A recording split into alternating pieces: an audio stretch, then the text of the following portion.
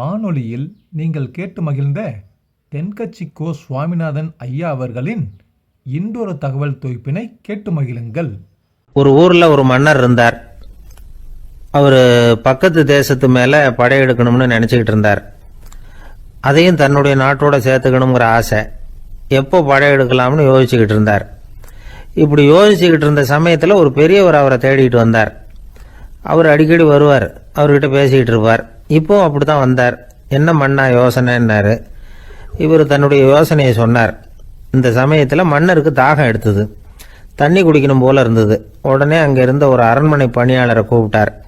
போய் கொஞ்சம் தண்ணி கொண்டு வாப்பா அப்படின்னார். அந்த பணியாளர் போனார், ஒரு கோலையில் தண்ணி கொண்டு வந்தார். ராஜா கிட்ட நீட்டினார். ராஜா அதை வாங்கி குடிக்கிறதுக்காக வாய்கிட்ட கொண்டுட்டு போனார். அந்த நேரம் பார்த்து மன்னா கொஞ்சம் பொறுங்கன்னார் இந்த பெரியவர். ஆவலோட குடிக்க போன மன்னர் அப்படியே நிறுத்திக்கிட்டு பெரியவரை பார்த்தார். இப்போ அந்த பெரியவர் சொன்னார், மன்னா, இப்போ உங்களை விட வலிமை உள்ள ஒரு சக்தி உங்களுக்கு தண்ணி கொடுக்க மறுத்துடுதுன்னு வைங்க, உங்களை குடிக்க விடாம தடுத்துடுது அப்படின்னா, இப்போ இந்த ஒரு கோவள தண்ணீரை என்ன விலை கொடுத்து வாங்குவீங்க அப்படின்னு கேட்டார். இப்போ எனக்கு இருக்கிற தாகத்துக்கு என்னுடைய அரசாங்கத்தில் பாதியையாவது கொடுத்து இந்த தண்ணியை வாங்கறதுக்கு தயங்க மாட்டேன்னார் அவர். சரி, இப்போ அந்த தண்ணியை குடிங்கன்னார் பெரியவர். மன்னர் ஆவலோடு அந்த தண்ணியை குடிச்சு முடிச்சார். அதுக்கப்புறம் கொஞ்ச நேரம் தன்னுடைய படையெடுப்பை பற்றி சொல்லிக்கிட்டு இருந்தார். கொஞ்ச நேரம் கழிச்சு மறுபடியும் இந்த பெரியவர் கேட்டார், மன்னா, இப்போ நீங்கள் ஒரு கோவள தண்ணீரை குடிச்சு முடிச்சுட்டீங்க. இப்போ அந்த தண்ணீர் உங்கள் உடம்பை விட்டு வெளியில் வரக்கூடிய பாதை அடப்பட்டு போச்சு அப்படின்னு வச்சுங்க, அதை வெளியேற்றுவதற்காக நீங்கள் எவ்வளவு செலவழிப்பீங்க அப்படின்னு கேட்டார். மன்னர் யோசனை பண்ணார். அப்படி ஒரு நிலைமை ஏற்பட்டு போச்சுன்னா என்னுடைய அரசாங்கம் பூராவையும் அதுக்கு ஈடா தர்றதுக்கு கூட தயங்க மாட்டேன்னார்.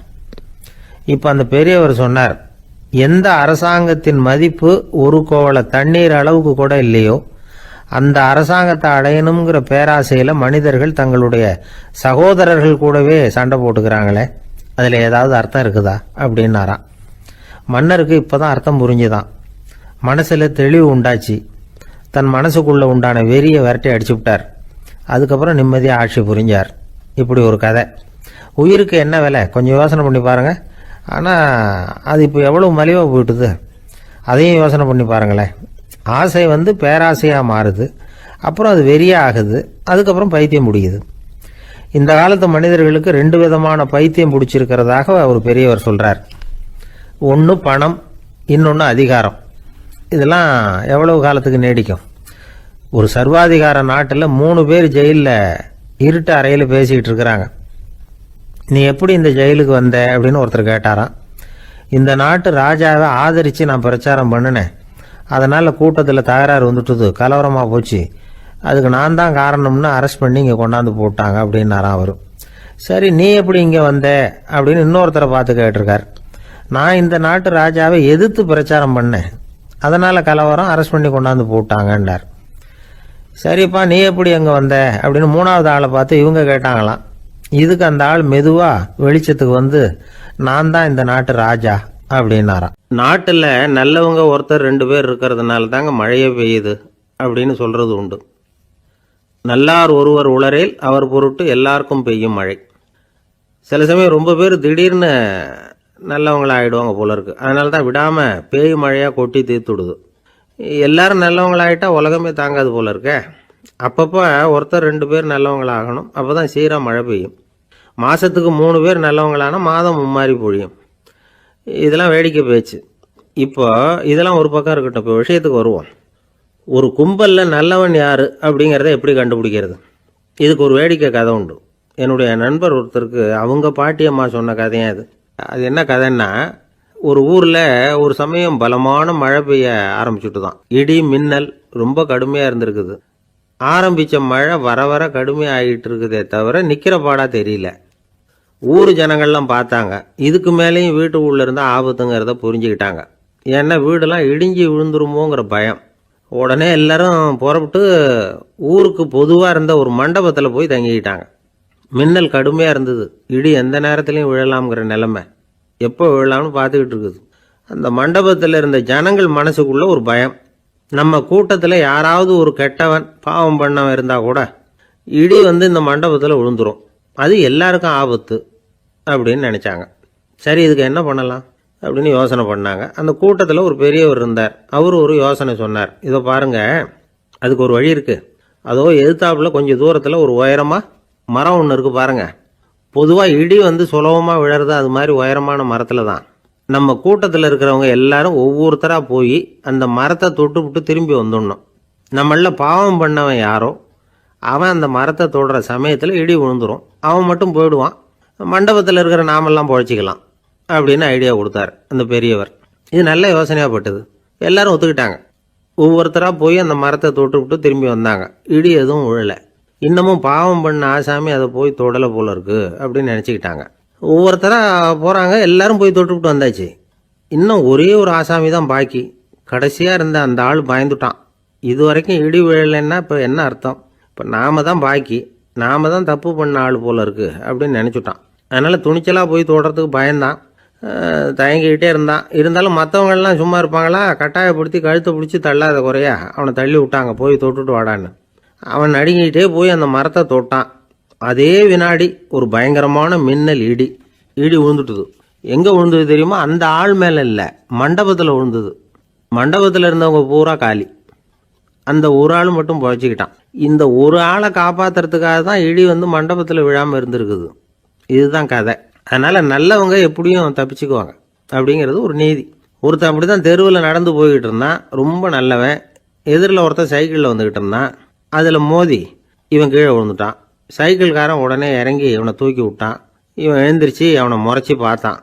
அப்படி பார்க்காதீங்க சார், நீங்கள் ரொம்ப புண்ணியம் பண்ணியிருக்கீங்க, அதுதான் இப்போ சைக்கிளில் மோதிக்கிட்டீங்க அப்படின்றான்.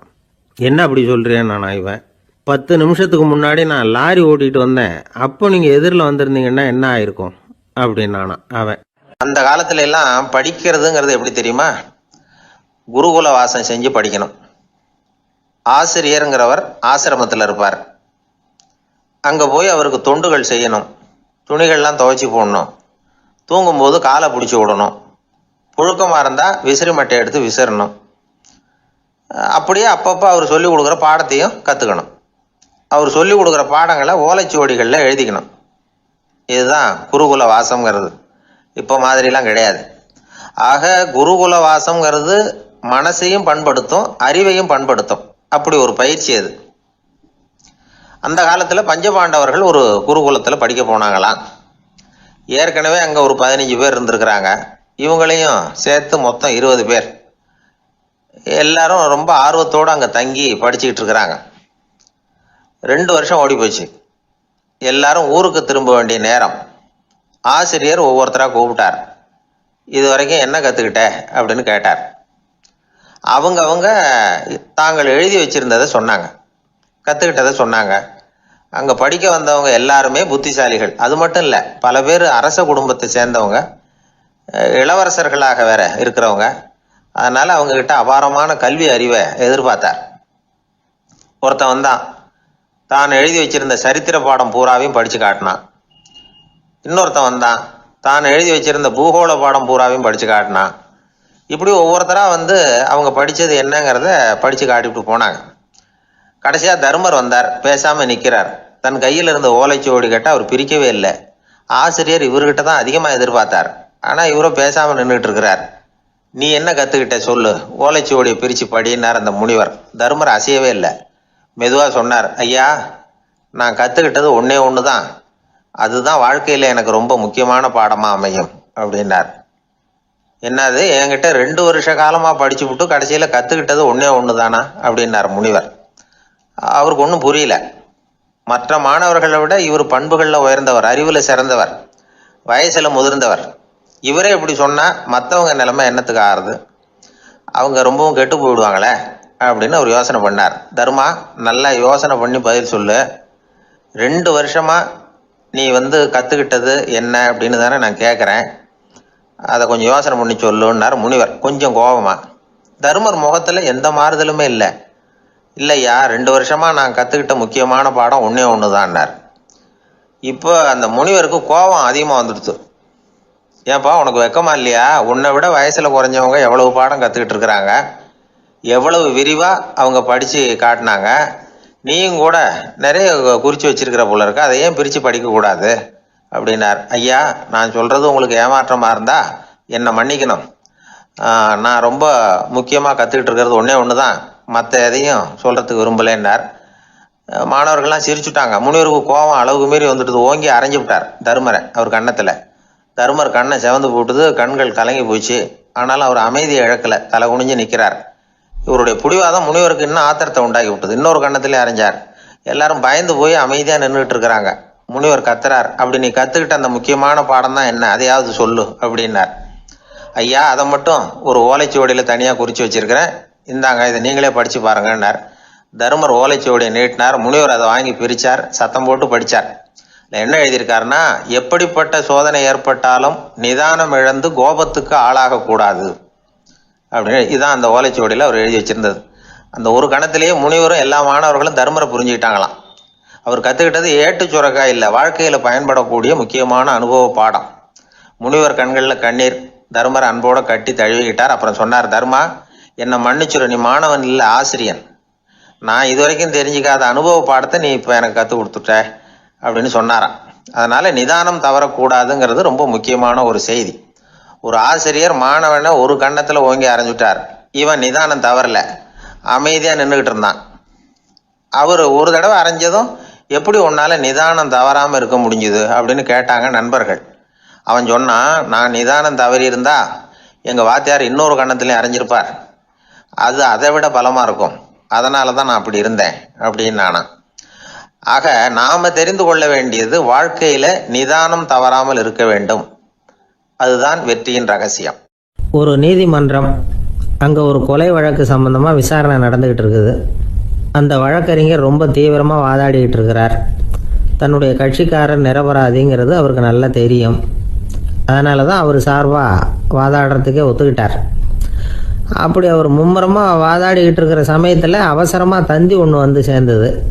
அதை வாங்கி படித்து பார்த்தார். அதுக்கப்புறம் அதை மடித்து தன்னுடைய கோட்டு பையில் வச்சுக்கிட்டு தொடர்ந்து வாதாட ஆரம்பிச்சிட்டார். பேசி முடித்தார். அதுக்கப்புறம் அங்கே கோர்ட்டில் இருந்த சக வக்கீல்கள் அவர்கிட்ட வந்தாங்க. தந்தி ஒன்று வந்ததே, என்ன விஷயம் அப்படின்னு விசாரிச்சாங்களாம்.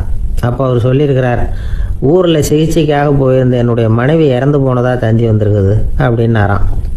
மற்ற வக்கீல்களுக்கு அதிர்ச்சி. என்னங்க இது, மனைவி இறந்ததை விட கேஸு முக்கியமாக உங்களுக்கு அப்படின்னு கேட்டிருக்கிறாங்க. இறந்து போன என் மனைவி மறுபடியும் திரும்பி வர போகிறதில்ல, ஆனால் என்னுடைய கட்சிக்காரர் ஒரு கொலை வழக்கில் மாட்டிக்கிட்டார், அவரும் நிரபராதி, அவர் உசிரை நான் காப்பாற்ற வேணாமா, இதுதான் என்னுடைய கடமை அப்படின்னாராம். இப்படி இவர் சொன்னதும் எல்லாரும் அப்படியே திகைச்சு போய் நின்றுட்டாங்களாம். சரி, கடமைக்கு முக்கியத்துவம் கொடுத்த அந்த வழக்கறிஞர் யார் தெரியுமா? அவர் தான் இரும்பு மனிதர் சர்தார் வல்லபாய் பட்டேல்.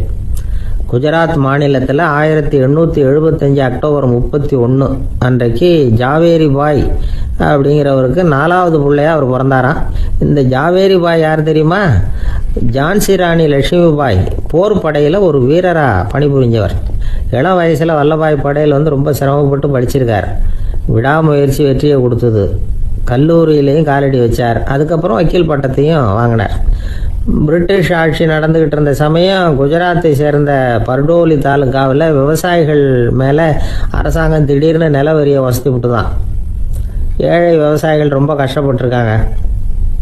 அரசாங்கம் வரி செலுத்தாத விவசாயிகளின் நிலங்களையெல்லாம் ஜப்தி செஞ்சுதான். அரசாங்கத்தை எதிர்க்கிறவங்களையெல்லாம் கைது பண்ணி சிறையில் அடைச்சுட்டாங்களாம். சில பேர் வீடு வாசல் ஆடு மாட்டையெல்லாம் விற்று கூட வரி கட்ட வேண்டிய நிலைமைக்கு ஆளாயிட்டாங்க. வழக்கறிஞர் வல்லபாய் பட்டேல் நில வரியை உடனே ரத்து பண்ணணும் அப்படின்னு பம்பாய் கவர்னருக்கு ஒரு கடிதம் எழுதினார். எந்த பலனும் இல்லை. உடனே எல்லா விவசாயிகளையும் அணி திரட்டினார். அதுக்கு தானே தலைமை தாங்கினார். சத்தியாகிரகம் நடத்தினார். அந்த பகுதியில் எந்த வேலையும் நடக்கலை. வேறு வழி இல்லை. ஆட்சியாளர்கள் உடனே வரியை ரத்து பண்ணாங்க. சிறையில் இருந்தவங்களெல்லாம் வெளில விட்டாங்க. 1928 ஆகஸ்ட் 6 சர்க்காருக்கும் விவசாயிகளுக்கும் இடையில் ஒரு உடன்பாடு ஏற்பட்டது. அதுக்கப்புறம் தான் நிலைமை சரியாக போச்சான். வல்லபாய் பட்டேலின் பொது சேவையை பாராட்டின பொதுமக்கள் அவருக்கு சர்தார் அப்படிங்கிற பட்டத்தை கொடுத்தாங்களாம். சர்தார்னா தலைவர் அல்லது தளபதின்னு அர்த்தம். இரும்பு மனிதர்னு இவருக்கு பேர். இருந்தாலும் நகைச்சுவை உணர்வும் இவருக்கு நிறைய உண்டு. ஒரு தடவை ஒரு பத்திரிகை நிருபர் வந்திருக்கார். சர்தார் பட்டேல்கிட்ட அவருக்கு பிடிச்ச பண்பாடு கலாச்சாரம் எது அப்படின்னு கேட்கணும்னு ஆசை. அதனால் அவரை பார்த்து கேட்டாராம், ஏங்க உங்களுக்கு பிடிச்ச கல்ச்சர் எது அப்படின்னு கேட்டிருக்காரு. இதுக்கு சர்தார் பட்டேல் சொன்ன பதில் என்ன தெரியுமா? எனக்கு பிடிச்ச கல்ச்சர் அக்ரிகல்ச்சர் அப்படின்னாராம். ஒரு நண்பர் வந்தார். ரொம்பவும் இறுக்கமாக உடை அணிஞ்சிருந்தார். அதாவது ஆடைக்குள்ளே அவர் மாட்டிக்கிட்டு இருந்தது மாதிரி தெரிஞ்சது. ஏன் துணி குறைச்சலாக எடுத்துட்டிங்களா அப்படின்னு கேட்டோம். இல்லைங்க, எனக்கு எப்போவுமே இறுக்கமாக உடை அணிகிறது தான் பிடிக்கும் அப்படின்னார். ஒருத்தர் எப்படி உடை அணிகிறார் அப்படிங்கிறத வச்சு அந்த ஆள் எப்படிப்பட்டவர் அப்படிங்கிறத கண்டுபிடிச்சிடலாம். உடை அணிகிற விதம் ஒருத்தருடைய மனநிலையை வெளிப்படுத்துதான். இப்போ இறுக்கமான உடை அணிகிறவங்க பொதுவாக மன நிம்மதி இல்லாதவங்களாக இருப்பாங்களாம், கோபக்காரங்களாக இருப்பாங்களாம். ரொம்ப தொலைதொலைப்பாக ஆடை அணிகிறவங்க இருக்கிறாங்கல்ல, அவங்கெல்லாம் அமைதியான ஆளாக இருப்பாங்களாம், சாந்தமாக இருப்பாங்களாம். இவங்கெல்லாம் போராடுறதுக்கு சரியாக வரமாட்டாங்களாம். இப்படி ஒரு கணிப்பு இருக்குது. அதனால தான் போர் வீரர்களுக்கெல்லாம் இறுக்கமான உடையை தான் கொடுக்கறது வழக்கம். ஆனால் சன்னியாசிகளை பாருங்கள், அவங்களுக்கெல்லாம் ரொம்ப தொலை உடைகள் தான். அவங்கெல்லாம் வந்து டைட் பேண்ட் போட்டுக்கிட்டு நிற்க மாட்டாங்க சன்னியாசிகள்லாம். அதே மாதிரி சன்னியாசிகள்லாம் காவி உடையை தேர்ந்தெடுக்கிறதுக்கும் காரணம் உண்டு. பல ஆண்டுகள் சோதனை செஞ்சு பார்த்துட்டு தான் சன்னியாசத்துக்கு காவி தான் சரி அப்படின்னு முடிவு பண்ணியிருக்கிறாங்க. இப்போ பௌதிக விஞ்ஞானப்படியும் அதுதான் சரி. அதாவது சூரிய ஒளியில் வந்து 7 வண்ணங்கள் உண்டு. ஒரு பொருள் மேலே அது விழும்பொழுது அந்த பொருள் நமக்கு சிவப்பாக தெரிஞ்சதுன்னா அந்த பொருள் வந்து சிவப்பை தவிர மற்ற எல்லா நிற கதிர்களையும் உள்வாங்கிக்கிட்டு சிவப்பு நிறத்தை மட்டும் வெளியில் விடுது. அதாவது விலக்கி விடுது. அதனால தான் அந்த பொருள் வந்து சிவப்பாக தெரியுது. உடல் ஆரோக்கியத்துக்கு ஓரளவு சிவப்பு தேவைப்படுது. அதனால தான் காவி உடை அணிஞ்சால் சூரிய ஒளி ஓரளவு சிவப்பை விலக்கிவிடும். அதாவது சிவப்பின் பலனும் கிடைக்கும், இந்த சிவப்பின் கெடுதலும் இல்லை அப்படின்னு யோசனை பண்ணாங்க. காவி வந்து உதய வேளையின் நிறம்.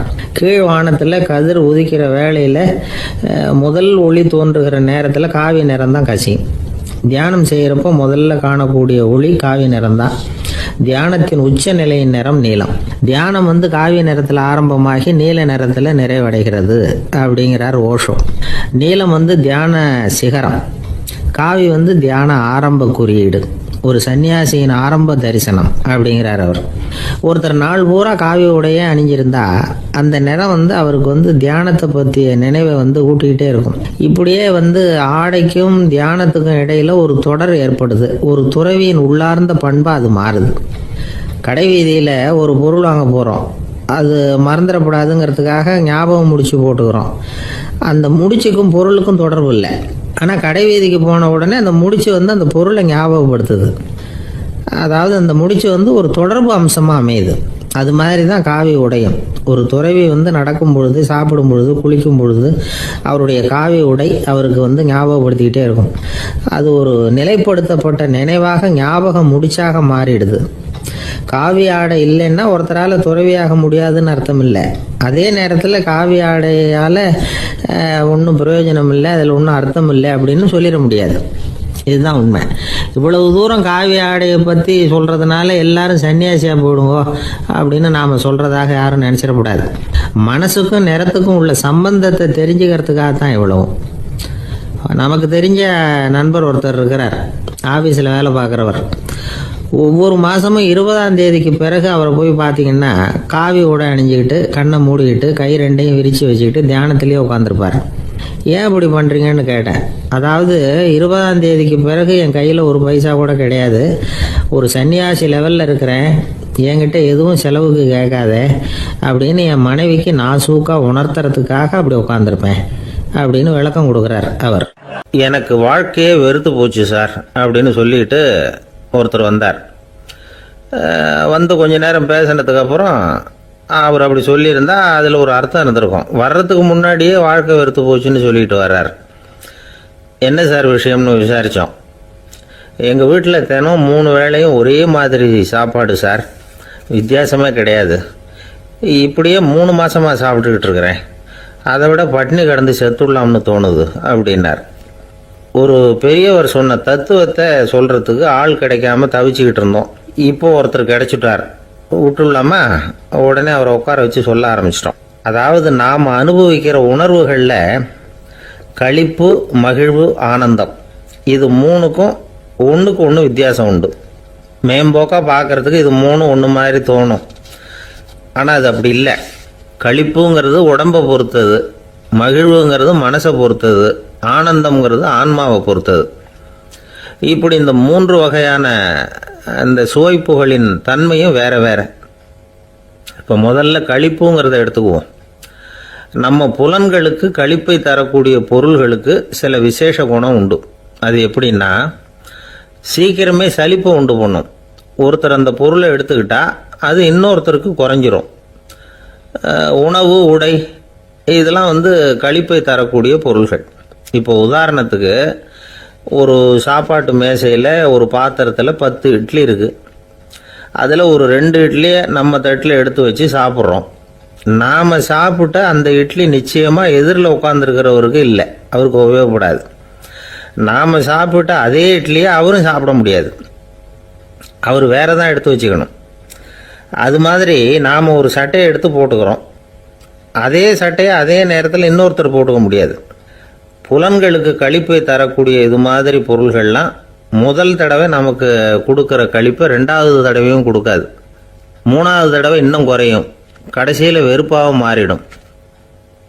ஒவ்வொன்றா இட்லியை தொடர்ந்து சாப்பிட்றோம்னு வச்சுக்கோங்க, முதல் இட்லி தரக்கூடிய சுவையை 30வது இட்லி தராது. முதல் தடவை புது சட்டையை போட்டுக்கிறப்போ நமக்கு இருக்கிற களிப்பு அதே சட்டையை 100வது தடவையாக போட்டுக்கிறோம்னு வைங்க, அப்போ இருக்குமா? இருக்காது. இதுதான் களிப்பு. அதாவது சீக்கிரமே சலிப்பை தரக்கூடியது. ஒருத்தர் எடுத்துக்கிட்டால் இன்னொருத்தருக்கு குறைஞ்சி போகக்கூடியது. ஆனால் மகிழ்ச்சிங்கிறது அப்படி இல்லை. ஒருத்தர் அனுபவிக்கிறதுனால இன்னொருத்தருக்கு குறைஞ்சி போகாது. இப்போ காலையில் சூரியன் உதயம் ஆகிறத பார்த்து சந்தோஷப்படுறோம், அதையே இன்னொருத்தரும் பார்த்து சந்தோஷப்படலாம். ஒரு நல்ல சங்கீதத்தை கேட்குறோம், ஒரு அழகான ஓவியத்தை ரசிக்கிறோம், நீங்கள் ரசிக்கிற அதே நேரத்தில் இன்னொருத்தரும் அதை ரசிக்கலாம். அதனால் அது குறைஞ்சி போகிறதில்ல. இது மகிழ்வு. ஆனால் ஒன்று, ஒரே பாடலை திரும்ப திரும்ப கேட்டுக்கிட்டு இருந்தால் கடைசியில் அலுப்பு தட்டும். அதாவது மகிழ்வுங்கிறது எப்படின்னா, மற்றவங்களோட பகிர்ந்து கொள்றதுனால குறையாது. ஆனால் ஒரே பொருள் மீண்டும் மீண்டும் அனுபவிப்பை தர்றப்போ முதல்ல மகிழ்வு அதிகரித்து அதுக்கப்புறம் அது மங்கி மறைஞ்சு போயிடும். இதுதான் அந்த மகிழ்வுங்கிறதுக்கு இலக்கணம். சரி, இப்போ 3வதாக சுகம் தரக்கூடிய ஆனந்தம்ங்கிறது எப்படின்னா, இது நமக்கு உள்ளே இருந்து சுரக்கிறது. மனசு சலனங்கள்லேருந்து விடுபடுறப்போ இந்த ஆனந்தம் நமக்கு கிடைக்கும். இது நிலையான சுகம், ஆத்ம சுகம். களிப்பிலிருந்து மகிழ்வுக்கும், மகிழ்விலிருந்து ஆனந்தத்துக்கும் செல்றது தான் மனிதன் நடத்த வேண்டிய முக்கியமான பயணம். இவ்வளவு விஷயத்தையும் கேட்டுட்டு இந்த காலத்து பையன் ஒருத்தன் வந்தான்.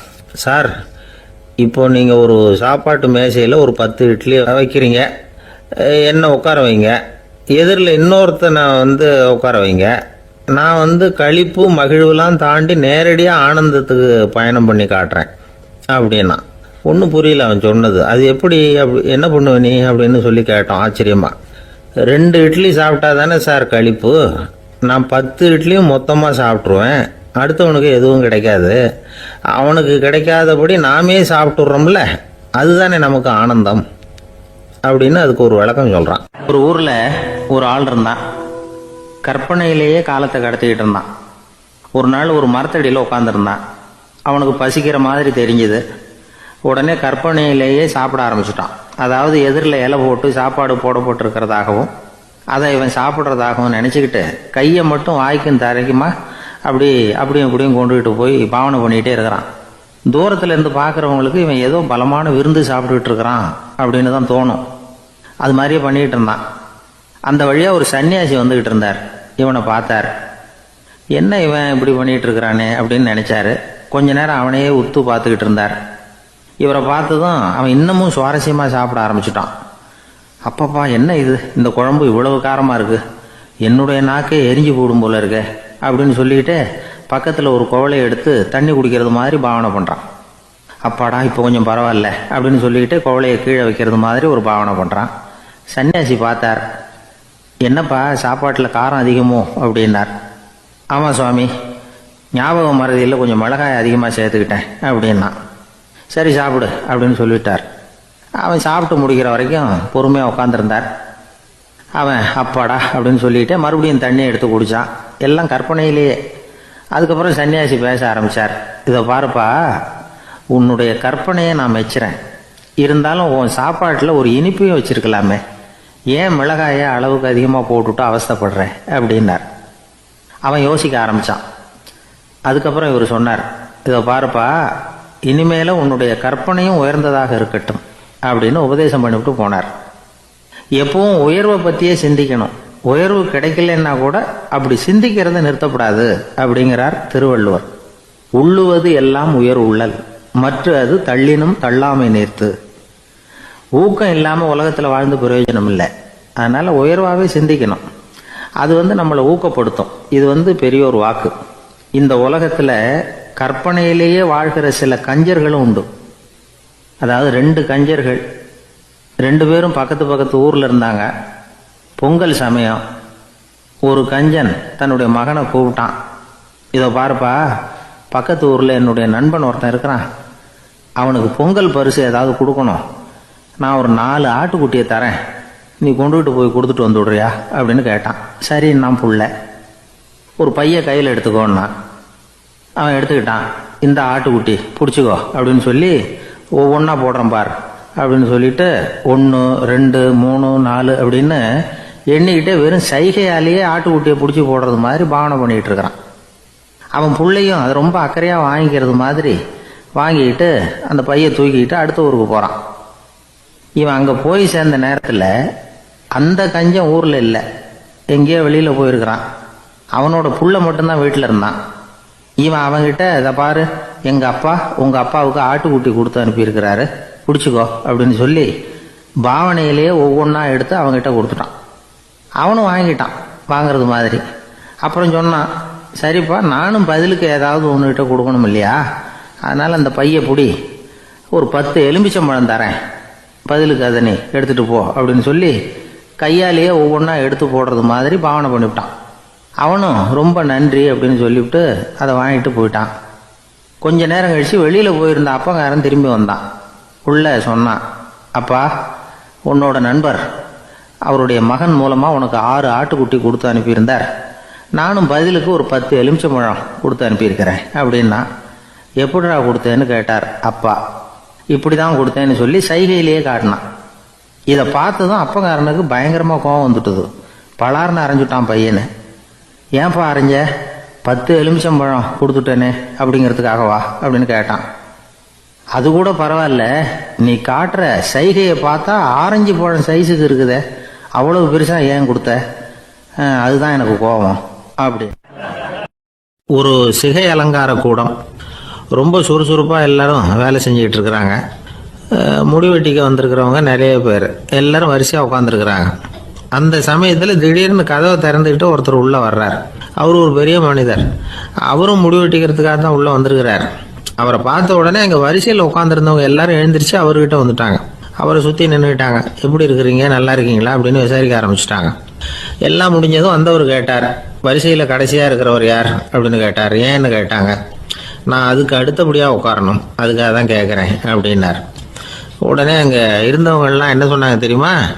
நீங்கள் வரிசையில் காத்திருக்கக்கூடாது, நீங்கள் அரசாங்கத்தின் தலைவர், உங்களுக்கு நேரம் முக்கியம், அதனால் நீங்கள் முன்னாடி போங்க அப்படின்னு சொன்னாங்க. ஆனால் அதை அவர் கேட்கல. தோழர்களே, உங்களுடைய கருத்துக்கு ரொம்ப நன்றி. எல்லாரும் வரிசையாக தான் வரணும், அதுதான் முறை. வரிசையில் வரணுங்கிற நடைமுறையை நானும் பின்பற்ற விரும்புகிறேன். நாம் எல்லாரும் சமமானவர்கள் அப்படின்னார். இப்படி சொல்லிவிட்டு வரிசையில் கடைசியாக இருந்த ஒரு நாற்காலியில் போய் உட்காந்துக்கிட்டார்.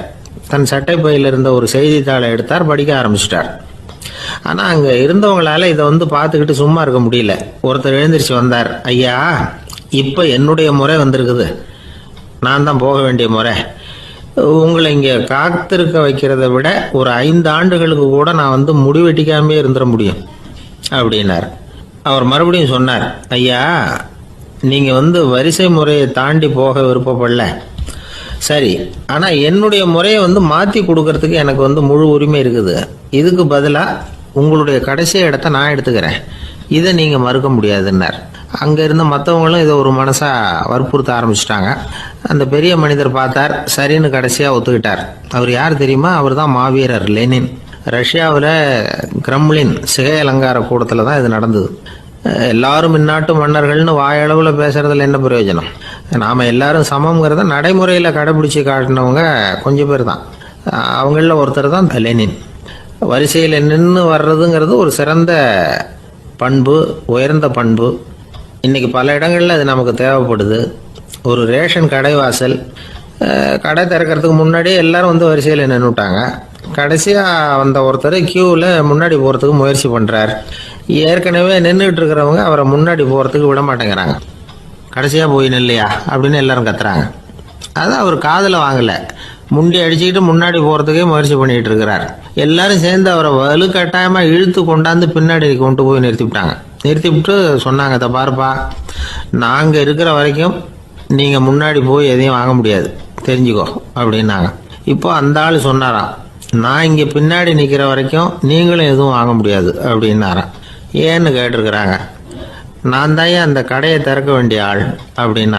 வாழ்க்கையில் ரொம்பவும் அடிபட்டு அல்லல் போட்டுக்கிட்டு இருக்கிற ஒருத்தர் வந்தார். மனசு ரொம்பவும் நொந்து போய் பேசினார். இந்த உலகத்தில் மனுஷனாக பிறந்ததை விட மாடாக பிறந்திருக்கலாம் சார் அப்படின்னார். திடீர்னு வந்து என்கிட்ட இப்படி சொன்னால் அதுக்கு நான் என்னங்க பண்ண முடியும் அப்படின்னேன். உங்ககிட்ட வரணும்னு தோணுச்சு, அதனால் வந்தேன் அப்படின்னார். சரிங்க, இப்படி ஒரு யோசனை வந்ததுக்கு என்ன காரணம் அப்படின்னு சொல்லி அவர்கிட்ட கேட்டேன்.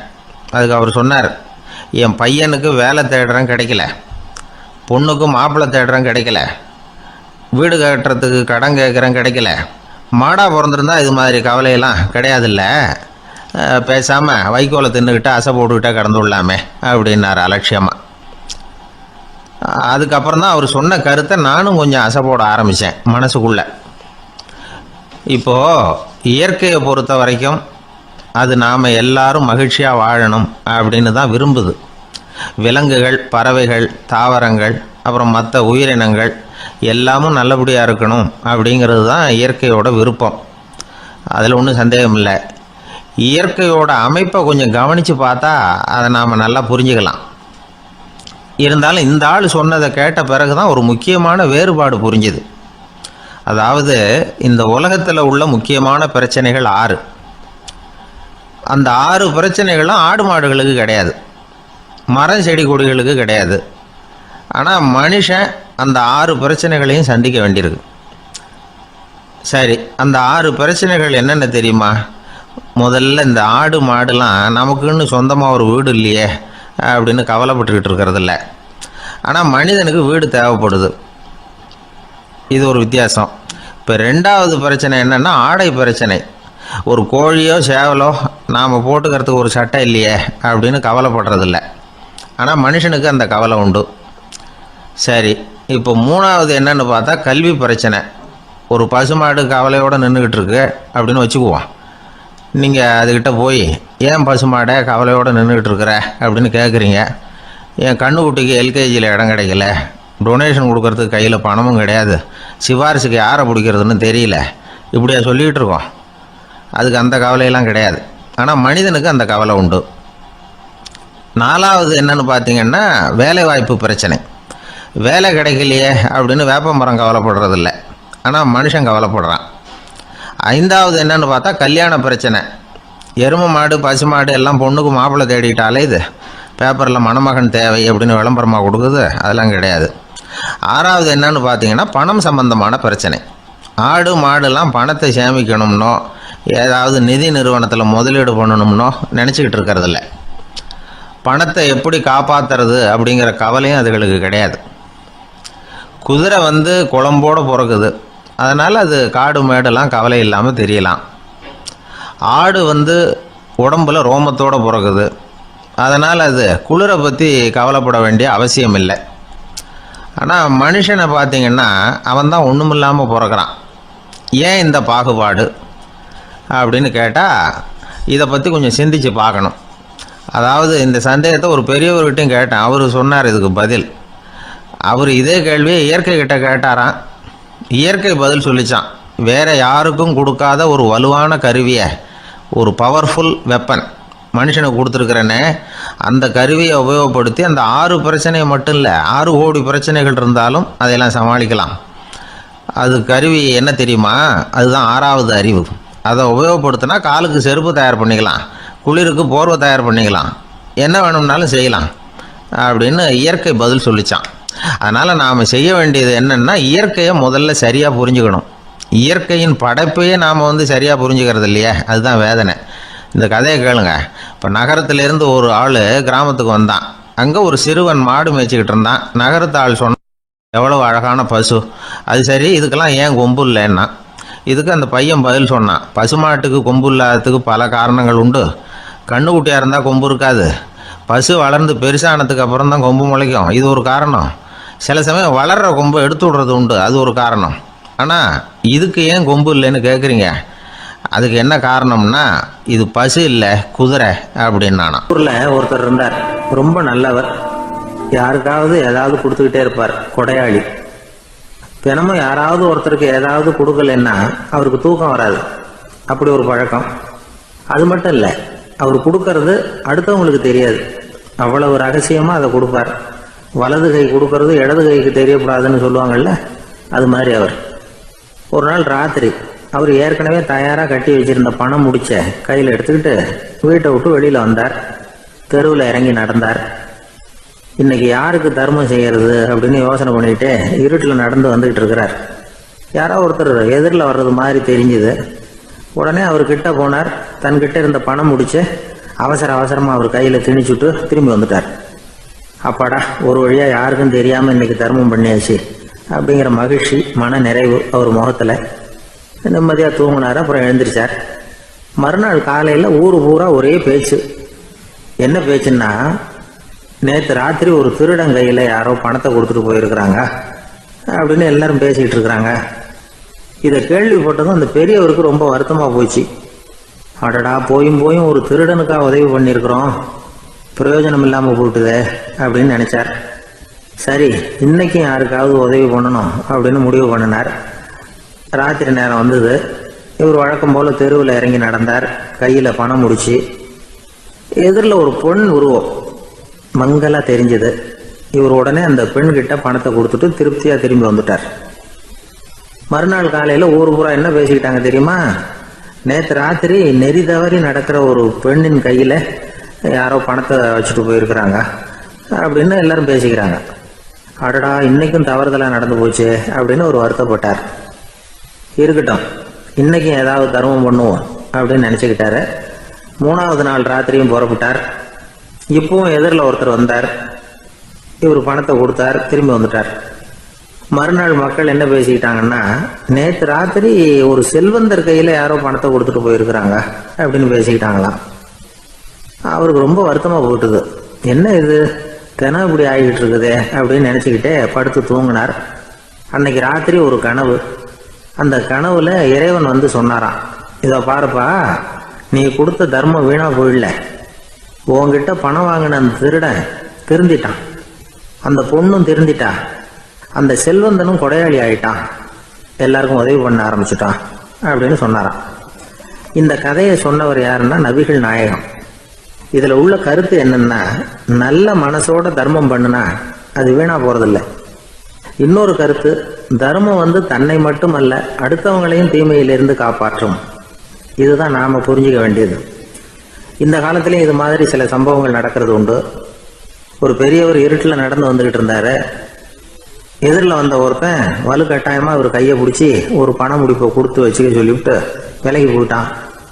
பெரியவருக்கு ஆச்சரியம், இந்த காலத்திலையும் இப்படி வலது கை கொடுக்கறது இடது கைக்கு தெரியக்கூடாதுன்னு நினைக்கிற கொடையாளிகள் உண்டு போல இருக்கு அப்படின்னு யோசனை பண்ணிக்கிட்டே நடந்தார். கொஞ்சம் தூரம் போயிருப்பாரு. அதுக்குள்ள அதே ஆள் திரும்பி வந்தான். கொடுத்த பண முடிப்பை திருப்பி கொடுங்க அப்படின்னு கேட்டு வாங்கிட்டான். இவருக்கு ஒன்றும் புரியல. ஏன் இப்படி பண்றேன்னார். அது ஒன்றும் இல்லைங்க, கொஞ்ச நேரம் இதை உங்ககிட்ட கொடுத்து வச்சிருந்தேன், அவ்வளவுதான் அப்படின்னா. ஏன்னு கேட்டார். என்னை பின்னாடி போலீஸ் தேடிக்கிட்டு வந்துகிட்டு இருக்குது, அதுதான் அப்படி பண்ணேன், இப்போ போயிட்டுது, இனிமே ஒன்றும் பயம் இல்லை அப்படின்னு சொல்லிவிட்டு அவன் பாட்டுக்கு நடந்து போறான். கிபி 1078 வருஷம் மார்ச் மாதம் 19ஆம் தேதி திங்கட்கிழமை அதிகாலை நேரம் ஒரு குழந்தை பிறந்தது. எங்க தெரியுமா? காஸ்பியன் கடலுக்கு தெற்கே பாரசீக மொழி வழங்கிய தபரிஸ்தான் மாநிலத்துல ஜீலான்ங்கிற புனித நகர். அதோட புறநகர் பகுதியில் உள்ள நீப்புங்கிற ஊர்ல தான் அந்த குழந்தை பிறந்தது. அந்த இடம் இப்போ ரஷ்யாவில் இருக்கு. அந்த குழந்தை யாருன்னு நினைக்கிறீங்க? அதுதான் முஹித்தீன் பெருமான், ஆன்மீக சாதனைகள் புரிந்த மகான் முஹித்தீன் ஆண்டகை. தன்னுடைய 18வது வயசுல உயர்கல்விக்காக ஜீலான் நகரத்தை விட்டு பகுதாத் நகரத்துக்கு புறப்பட்டு போறார். இளம் பிராயம் தானே, அதனால துணைக்கு ஒரு வர்த்தக கூட்டத்தோட சேர்ந்து போயிட்டு இருக்கிறார். ரொம்ப தூரம் போகணும். ஒவ்வொரு இடமா தங்கி தங்கி போயிட்டு இருக்கிறாங்க. ஒரு இடத்துல ஒரு கொள்ளை கூட்டம் பயங்கரமான ஆயுதங்களோட அவங்கள வழிமறிச்சுட்டுது. அந்த வர்த்தக கூட்டம் வச்சிருந்த பொருள்களை எல்லாம் அவங்க பறிச்சு விடுறாங்க. இவங்களும் பயந்துகிட்டு இருந்தது எல்லாத்தையும் அவங்க கிட்ட கொடுத்துடுறாங்க. முஹித்தீன் ஆண்டகை மட்டும் இதையெல்லாம் பார்த்துக்கிட்டு தனியா ஒதுங்கி நிக்கிறார். ஒரு 18 வயசு பையன் மட்டும் இப்படி தனியா அநாத சிறுவன் மாதிரி நின்றுட்டு இருக்கிறத அந்த கொள்ளை கூட்டத்தில் இருந்த ஒருத்தன் பாக்குறான். கிட்ட நெருங்கி வர்றான். அலட்சியமாவும் கிண்டலாவும் உங்ககிட்ட ஏதாவது இருக்குதா அப்படின்னு கேக்குறான். இவங்கிட்ட என்ன இருக்க போகுது அப்படிங்கிற நம்பிக்கையில அவன் அப்படி கேக்குறான். உடனே இவரு ஓ இருக்குதே, என்கிட்ட 40 தீனார் இருக்கு அப்படிங்கிறார். இப்படி சொல்லியும் அந்த கொள்ளைக்காரனுக்கு நம்பிக்கை வரல. என்னடா விளையாடாத, பொய் சொல்லாத, உண்மையை சொல்லு அப்படிங்கிறான் அவன். உண்மையைத்தான் சொல்றேன், என்கிட்ட 40 தீனார் இருக்கு அப்படிங்கிறார் இவர். எங்க வச்சிருக்கிற அப்படின்னு கேக்குறான். சட்டையின் விழாப்புறத்துல உள்ள பகுதியில அதை வச்சு தச்சிருக்கிறாங்க அப்படின்னு உண்மையை சொல்றார். உடனே கொள்ளை கூட்ட தலைவன் அதை கத்தியால கீறிப்பார் அப்படின்னு உத்தரவு போடுறான். அந்த சட்டையை கிழிக்கிறாங்க. உள்ள இருந்து 40 பொற்காசுகளும் பொல பொலன்னு கீழே கொட்டுச்சு. அதை பார்த்த உடனே அந்த கொள்ளை கூட்ட தலைவன் மலைச்சு போய் நின்னுட்டான். காசை பார்த்துட்டு அவன் மலைச்சு போகல. பொய் பேசாத அந்த பையனோட நேர்மையை பார்த்துட்டு அவன் அப்படி நின்னான். மெதுவா அந்த பையன் கிட்ட வந்தான். ஏன்பா, நீ என்ன பணக்கார குடும்பமா அப்படின்னு கேட்டான். அப்படிலாம் இல்ல, எனக்கு அப்பா இல்ல, அம்மா மட்டும்தான் உண்டு. எங்க அப்பா எனக்குன்னு விட்டு போன சொத்தே இந்த 40 தீனார் தான் அப்படின்னாரு இவர். அப்படி இருந்துமா உண்மை பேசணும்னு ஆசைப்பட்டேன். என்கிட்ட ஒண்ணும் இல்லைன்னு ஒரு வார்த்தை சொன்ன உன்னை விட்டுருப்போமே அப்படின்னா அவன். அப்படி இல்லைங்க, நான் இறைவன் திருநாமத்தை அறியக்கூடிய கல்வி ஞானத்துக்காக இப்ப போயிட்டு இருக்கிறேன். இறைவன் திருநாமத்தை உச்சரிக்க வேண்டிய நாவால பொய் பேசக்கூடாதுன்னு எங்க அம்மா சொல்லியிருக்கிறாங்க. அதனால நான் எப்பவுமே பொய் சொல்ல மாட்டேன் அப்படின்னு என்னுடைய தாய்க்கு வாக்கு கொடுத்திருக்கிறேன் அப்படின்னார் அவர். முஹித்தீன் பெருமான் வார்த்தைகளை கேட்ட அந்த கொள்ளையர்கள் மனம் திருந்தி நல்லவங்களா ஆயிடுறாங்க. அந்த கொள்ளையர் தலைவன் பிற்காலத்துல ஒரு பெரிய மகான் ஆயிடுறார். பெரியவர்கள் வாழ்க்கையில நடக்கிற இது மாதிரி சம்பவங்கள் தான் நாம நல்ல விதமா வாழறதுக்கு துணையா இருக்கும். அந்த காலத்துல கொள்ளையர்களே பெரியவங்க செயலை பார்த்து மனம் திருந்தி இருக்கிறாங்க. இந்த காலத்துல யார் இப்படி இருக்கிறா? இந்த காலத்துல மகான் ஒருத்தரை பார்த்தேன், எனக்கு வேண்டியப்பட்ட மகான். ஏங்க நீங்களும் மகான் ஆகிறதுக்கு முன்னாடி கொள்ளை அடிச்சுட்டு இருந்தீங்களா அப்படின்னு கேட்டேன். அவர் மெதுவா கண்ணை திறந்து என்ன நிமிர்ந்து பார்த்தார். அப்படி இல்லப்பா, நான் கொள்ளை அடிக்கிறதுக்காகத்தான் மகானாவே ஆகி இருக்கிறேன் அப்படின்னு சொல்லிவிட்டு மறுபடியும் கண்ணை மூடிட்டார்.